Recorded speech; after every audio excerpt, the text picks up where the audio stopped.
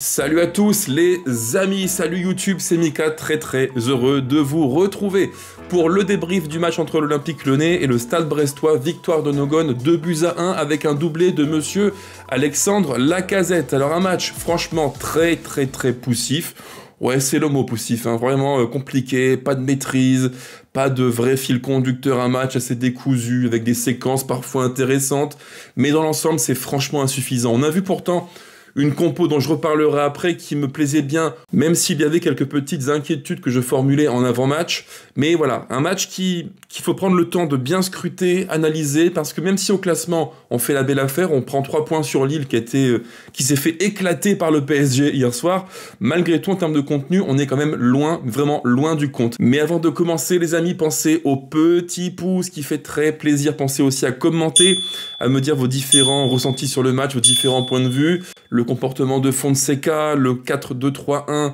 qui accumule ses joueurs très techniques, votre point de vue sur le match d'ensemble. Pensez aussi, si vraiment vous aimez le contenu, à vous abonner. On est quasiment 5300 et activez la cloche pour ne rien manquer. C'est parti, débrief du match en 3 points comme toujours.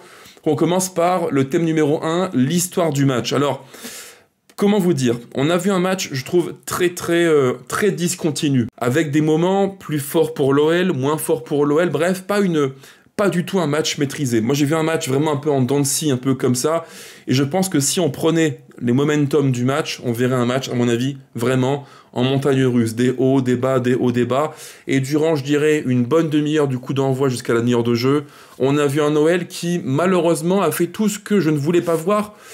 En avant-match, j'ai fait une vidéo avant-hier sur le Stade Brestois, points forts, qualités, défauts, analyse entre guillemets tactique de l'équipe de Derrick Roy, et j'avais dit en avant-match que cette équipe-là de Brest est pour moi l'une des plus verticales, une des équipes qui a le plus fort jeu direct. Autrement dit, quand ils ont le ballon, ils touchent très vite à droite Lala, à gauche Aïdara, ou dans le cœur du jeu, Camara, Pierre Lesmelou, peu importe, et dans la foulée, tout de suite, on touche à Ajorc, rapidement. Long ballon, profondeur Abdallah Sima, ou alors des centres sur la tête, le crâne de Ludovic Ajorc. Pas manqué, durant une demi-heure, on a vu exactement ça. On a vu un pressing de grande qualité côté brestois, et surtout un jeu très direct, très vertical.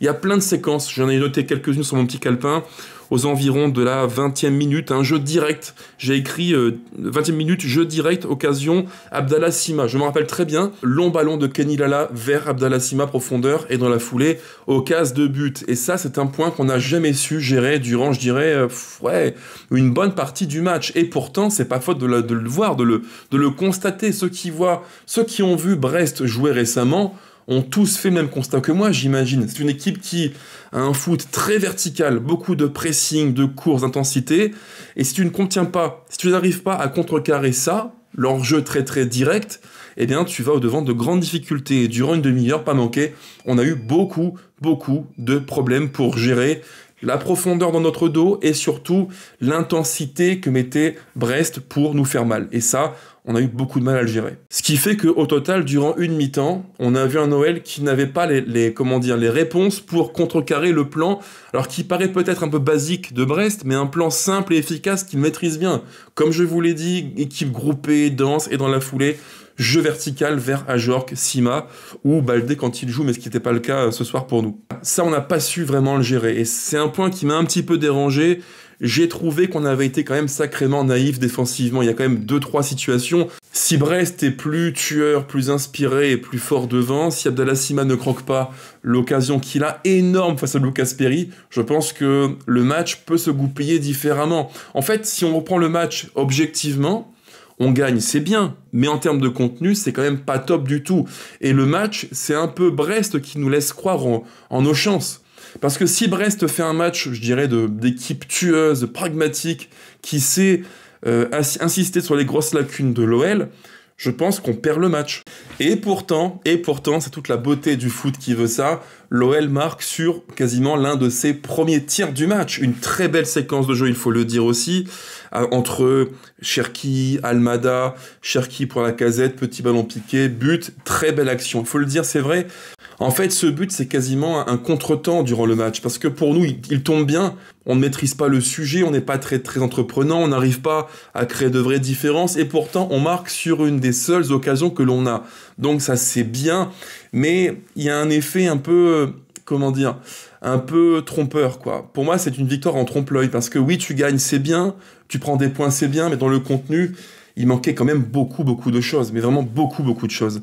Donc, but de Lacazette qui fait du bien, qui donc remet l'OL sur le 1 partout contre Brest, et dans la foulée, donc mi-temps, là, je me dis à la mi-temps, bon, bah voilà, on voit une équipe de l'OL qui ne parvient pas à, comment dire, à maîtriser les débats, on voit une équipe très, très stéréotypée, ou en gros, pour faire simple, le 4-2-3-1 de Fonseca est un petit peu articulé en 3-5-2, mais un 3-5-2 hyper axial, hyper dense dans le cœur du jeu, avec pas moins de 5 ou 6 joueurs. On avait dans le cœur du jeu Tessman, Tolisso qui parfois faisait un petit peu le joueur de demi-espace côté gauche, qui venait un petit peu se désaxer pour un peu plus aérer le jeu. Mais on avait Tessman, Tolisso, Cherki, Almada, Mikotadze qui prenait lui aussi plus le côté gauche par séquence, et enfin Lacazette, 6 joueurs pour une bande qui fait 30 mètres de large et 30 mètres de long. C'est quand même très compliqué. Alors oui, c'est un des principes de jeu de Fonseca, qu'il aime beaucoup, être fort dans le cœur du jeu, installer ce carré dont je parle souvent, et qui est un petit peu l'une de ses marques de fabrique, le carré qui donne une emprise technique sur les matchs. Très bien, moi ça me va, c'est un foot qui me plaît bien. Quand tu mets des profils comme Cherki, Almada, Lacazette, Mikotadze, ça me plaît beaucoup. C'est un foot qui logiquement devrait être protagoniste. Mais là, je pense qu'on a vu un petit peu l'excès inverse, l'excès de joueurs axiaux. En fait, un jeu entonnoir, vraiment entonnoir. Et durant une mi-temps, même plus, en fait, si on extrapole, je dirais que quasiment tout le match, sur donc quasiment 80 minutes de jeu, on voit un OL qui est très très dense dans l'axe, un peu effet entonnoir. C'est un jeu hyper étouffé, quoi. Tout le monde se marche dessus, c'est lent, c'est prévisible, et sur les côtés, on ne crée vraiment aucune différence. En fait, le seul apport à droite, c'est Koumbedi qui prenait le couloir, et c'est quasiment tout, parce que naturellement, tu avais dans l'axe Cherki qui se réaxait, Almada qui en faisait autant, Tolisso très axial, Tessman encore plus, et qui est très lent pour donner de la vie au jeu. Bref, trop de joueurs axiaux qui font que durant une grande partie du match, eh bien, on voit une prestation qui n'est pas du tout satisfaisante. Un match stéréotypé, un match poussif, un match que l'OL aurait pu perdre à cause en grande partie de ça. Et en seconde mi-temps, pas de révolution, mais un OL quand même beaucoup plus aéré, je dirais mieux disposé, avec à droite Koumbedi qui prenait bien le couloir, Cherki un peu moins axial, plus demi-espace droit, Tolisso qui prenait un peu plus le côté gauche pour venir créer l'équilibre collectif. On a vu un truc un peu mieux, quoi. Et surtout Mikotadze qui prenait vraiment le côté gauche. Alors, je ne suis pas un grand fan de voir Mikotadze comme ça à gauche, comme joueur de côté pur qui prend le côté, qui percute. C'est pas le profil de jeu où j'imagine le plus, mais il fallait le faire, il fallait rééquilibrer le profil de l'équipe. Ça a été fait plutôt bien en seconde mi-temps, même si au global, si on prend les stats du match, on n'a pas vu, encore une fois, une maîtrise totale de l'OL, loin de là. Loin de là. Et la fin de match, elle confirme exactement ce que je vous dis là. Il était grand temps que ça se siffle, qu'on finisse le match. Parce que je pense que si on joue, en plus, 5 minutes de plus, à mon avis, on part avec un match nul. Parce que c'était compliqué, c'était vraiment compliqué, on a beaucoup reculé, on reculait beaucoup, on subissait beaucoup, et là, il y a une action un peu bizarroïde dans la surface, là, qui conduit au recours à la VAR par Monsieur Millot, l'arbitre du match. En tout cas, pas de pénalty, c'est sûr, et là, c'est le pompon. Le pompon, c'est l'erreur, on peut le dire, l'erreur, la faute professionnelle du coach Fonseca, qui pète les plombs, mais alors durant tout le match, il a été exécrable. Est-ce qu'il y a un passif entre lui et Monsieur Millot qui date depuis Lille? J'en sais rien. Mais franchement, il a été odieux durant tout le match. Tout le match. C'est pas possible. Voilà, dans des moments où, moi le premier, je dis que Longoria a fait de la merde après le match contre la JOCR, quand tout le monde dit que la Ligue 1 devrait se reprendre et un peu moins sombrer dans des dérives comme ça, complotistes, d'agressivité envers les arbitres et le corps arbitral, voilà, montrons l'exemple. Ce qu'il a fait, c'est juste honteux, c'est lamentable. Franchement, j'ai pas les mots. Je pense que là, en plus, il va prendre 7, 5, 6, 7 matchs de suspension. C'est mérité, c'est totalement mérité. Donc, il prend un rouge qui nous pénalise. On n'aura pas de coach durant plusieurs matchs. bravo. Et dans un contexte en plus où on demande tous, nous supporters bien pensants, une forme d'exemplarité aux dirigeants, aux joueurs, de tous en fait envers les arbitres, ça fait quand même sacrément tâche. Ça fait vraiment tâche. Donc franchement, Fonseca, je ne dis pas bravo, mais dès le début du match, on l'a senti. Très énervé, agacé. Quand il prend son jaune là, pour contestation, directement on sent qu'il dégoupille, il est super agressif, et là en fait à la fin c'est l'apothéose, quoi. Le front contre front avec Millau, c'est ridicule. Et franchement, dans ce contexte-là, on n'a pas du tout, mais alors pas du tout besoin de ça. Donc voilà, pour résumer, je dirais un match très poussif, pas maîtrisé, un match sous tension, un match qu'on n'a jamais su vraiment bien gérer. Mais on prend les points, et au classement, on se rapproche un peu plus de Lille. Ça, c'est le gros point positif du match d'aujourd'hui.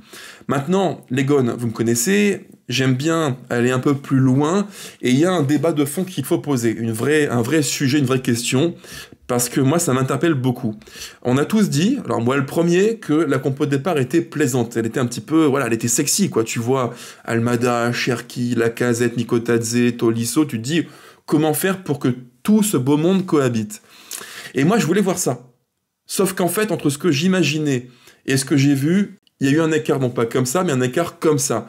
On n'a jamais vu l'animation que j'imaginais. Moi, quand j'ai vu la compo en 4-2-3-1, avec Cherki à droite, Almada en 10 à gauche, Mikotadze, j'imaginais vraiment une sorte de 4-2-2-2. Pour faire simple, un 4-4-2 avec deux numéros 10 et pas deux joueurs de côté qui vont prendre le couloir. J'imaginais dans le demi-espace gauche Almada, à droite demi-espace Cherki, et devant deux joueurs qui seraient donc Miko plus Lacazette. Eh ben non, pas du tout. On n'a pas vu ça. On a vu une animation, je dirais, plus en 3-5-2, avec dans le cœur du jeu beaucoup de joueurs, et donc j'ai une question à vous poser. Question de fond que je vous pose, les Gones, et vous me direz en commentaire votre point de vue sur le sujet. Est-ce qu'on peut vraiment associer tous ces profils de joueurs techniques et surtout axiaux? Mikotadze, Lacazette, Tolisso, Tessman, Cherki, Almada. Est-ce qu'on peut vraiment faire cohabiter 6 profils qui sont comme ça extrêmement axiaux? J'ai un gros doute. En fait, en soi, c'est pas déconnant, c'est pas inintéressant. On a vu un OL en 3-5-2, avec derrière Maitland-Niles qui était assez bas, plus Nakate, plus Mata, donc une base de 3 qui venait faire l'équilibre défensif. On a vu devant eux deux joueurs en pivot double qui étaient Tessman un peu plus bas, plus Tolisso qui lui se projetait davantage, contribuait à créer le lien dans le jeu. Et devant, on a vu un petit peu, un peu un grand n'importe quoi. Parce que oui, tactiquement, le plan de Fonseca, pour moi, il est perdant. On a vu une sorte de bouillie de football qui ne ressemblait à rien, avec des profils pas forcément en alchimie, pas très très complémentaires, et surtout une forme de stéréotype. C'était ultra prévisible, dans l'axe, l'entonnoir, tout le temps l'entonnoir axial. Tu prenais le ballon, tu passais une ligne, t'avais une forêt de joueurs, c'était franchement un bordel sans nom. Vraiment illisible, incompréhensible. Et je me demande, est-ce qu'on peut vraiment mettre ces 6 profils ensemble? Honnêtement, je pense pas. Parce qu'il manquait quelque chose. Et ce quelque chose, il est simple, c'est l'apport sur les côtés, plus l'espace dans le dos de la défense brestoise, l'attaque de la profondeur. On l'a pas vu. C'est compliqué. Comment tu veux, dans ce foot du plus haut niveau en Ligue 1, créer des différences quand il y a beaucoup de monde dans le cœur du jeu, si tu ne cours pas beaucoup et que tu ne prends pas l'espace? C'est quasiment impossible. Et là, sur les côtés, c'est pas suffisant. C'est pas du tout suffisant. À droite, tu as eu Koumbedi qui a apporté par ses projections, en plus il fait un bon match, Koumbedi, mais à gauche, il y avait un no man's land. Personne. Moi, j'imaginais vraiment, je vous le dis les amis, moi, quand je vois la compo de départ, je me dis, ok, 4-2-3-1, qui devient un 4-2-2-2 avec ballon, et j'imaginais vraiment Almada à gauche, Cherki à droite, qui rentrerait dans le cœur du jeu et qui laisserait les couloirs pour Maitland-Niles très très haut, plus à droite Koumbedi très très haut, et j'imaginais Tessman reculer un tout petit peu pour faire la première relance entre Nakate et Mata. Moi, je voyais une sorte de, ouais, on peut le dire, un 3-4-2-1, avec devant 2 soutiens au numéro 9. C'est comme ça que je l'imaginais, mais pas du tout. On n'a jamais vu ça. Et pour moi, ce plan de Fonseca, je pense qu'il n'est pas viable. Franchement, il n'est pas viable. Il manquait vraiment quelqu'un qui puisse changer de rythme de match, aller accélérer le jeu, aller plus vite vers l'avant, prendre l'espace. On l'a pas beaucoup vu. Alors on l'a vu un peu plus en seconde mi-temps grâce à Mikotadze, mais dans l'ensemble du match, c'est vraiment pas suffisant. Donc, à vous de me dire en commentaire, est-ce que pour vous, ce schéma en, on peut le dire, 3-5-2 avec 5-6 joueurs hyper axiaux, est-ce que vraiment il est possible? Est-ce que vraiment il est viable? Selon vous, dites-moi tout en commentaire, je vous lirai avec grand plaisir les amis. Et enfin, troisième thème de la vidéo, mes tops et les flops du match. Alors au rayon des tops du match, il y en a un moi que j'aime beaucoup parce qu'il est plein de bonne volonté, il se démène vraiment bien, quoi. C'est quelqu'un qui revient bien, qui fait ses matchs, qui est sérieux et qui a beaucoup progressé en termes de discipline et de rigueur tactique. Saël Koumbedi. Pour moi, il fait un match très positif. Il est volontaire, beaucoup de courses, il apporte offensivement, il est devenu, vous savez, un petit peu teigneux, bagarreur. J'aime bien ce profil de joueur-là, et pourtant je ne suis pas un grand fan de base du joueur. Mais là, ce que je vois, c'est bien, donc il faut le dire. C'est mon top du match. J'aurais pu dire aussi pour son activité débordante, Tolisso. C'est vrai qu'il fait un match... gros volume de courses, partout présent, il était demi-espace gauche, un petit peu à droite, plus reculé, projeté, vraiment partout un match typiquement dans la veine de ce qu'il fait récemment. Donc je dirais mes tops Koumbedi Tolisso, sans grande surprise. Après offensivement, on a vu une bouillie de football, donc forcément Lacazette, Nico Tadze, même si Lacazette met 2 buts, c'est compliqué, c'est très compliqué. Alors oui, on pourrait dire c'est lui qui tue le match parce qu'il met 2 buts, c'est vrai, mais dans le contenu, je reste un petit peu sur ma faim. Et après, Cherki qui met aussi 2 passes D, il faut le dire. Il fait un match que je trouve très moyen, Cherki, dans le contenu. Parce que trop de touches de balle, beaucoup trop. 1, 2, 3, 4, 5, 6 touches, c'est lent, c'est extrêmement lent. Il y a plein de séquences que je revois en début de match où Koumbedi lui fait un appel à droite, il est démarqué vraiment tout seul. Et Cherki fait 1, 2, 3, 4 touches, c'est trop long. Et il ne le calcule pas. Et là, Koumbedi fait, qu'est-ce que tu fais en fait? Qu'est-ce que tu fais? Et là, on n'est pas du tout sur un épiphénomène. Loin de là, on est sur des séquences qui se sont répétées durant peut-être 3, 4, 5, 6 reprises. Trop souvent. Et il a ralenti le jeu, Ryan Cherki. Donc pour moi, oui, il a staté. Il met 2 caviars à Lacazette, c'est vrai, il faut le dire. Mais dans le contenu... j'attends autre chose. Pour moi, il a contribué aussi à ralentir le jeu et à rendre l'OL un peu trop prévisible, malheureusement. Et pour finir, mon flop du match, sans grande surprise, c'est un joueur avec qui j'ai quand même pas mal de difficultés, parce que je trouve qu'il est extrêmement lent, il est lourd. Tout ce qu'il fait, c'est fait à 2 à l'heure, même si en seconde mi-temps, c'est un peu mieux, c'est vrai. Mais tout ce qu'il fait, c'est lent. C'est lent, c'est prévisible. Taner Tessman. Tessman, c'est un match que je n'aime pas du tout, parce que il a un rôle qui est super important.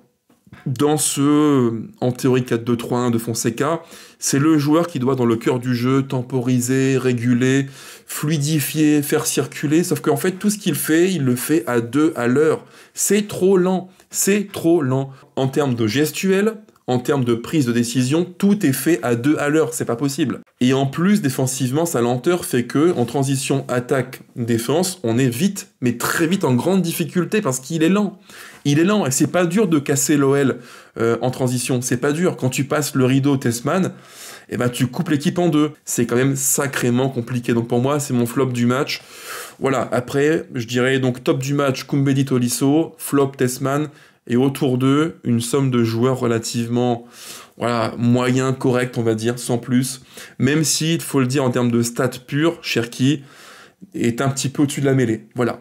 C'est comme ça que moi j'ai vu le match. Maintenant, à vous de me le dire en commentaire quels sont vos différents tops et flops du match. Je vous lirai avec grand plaisir, les amis. Sur ce, portez-vous bien, pensez au petit pouce qui fait très plaisir.